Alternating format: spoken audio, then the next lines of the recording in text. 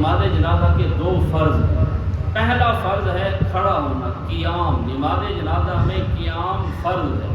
اور دوسرا فرض ہے 4 تکبیر، 4 مرتبہ اللہ اکبر کہنا، یہ فرض ہے۔ عموماً یہ ہوتا ہے کہ امام زور سے کہتا ہے اللہ اکبر، مقتدی سنتا ہے لیکن اپنی زبان سے بولتا نہیں، اس لیے مقتدی کے سننے کا فائدہ نہیں ہے، مقتدی اپنی زبان سے بھی کہے اللہ اکبر۔ یہ 4 مرتبہ اللہ اکبر کہنا فرض ہے۔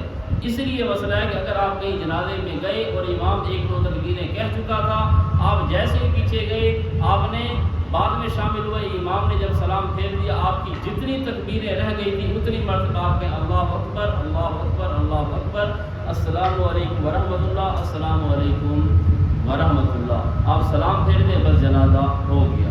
ایسا نہ ہو کہ آپ وہیں پر کھڑے ہو کر جلا ثناء کا پڑھنا شروع کر دیں، دوسری تکبیر کے بعد درود شروع کر دیں اور میت کیا قبرستان میں پہنچ جائے اور بعد میں آپ کھڑے ہو علیحدہ۔ تو اس لیے نماز جنازہ میں 2 فرض ہیں۔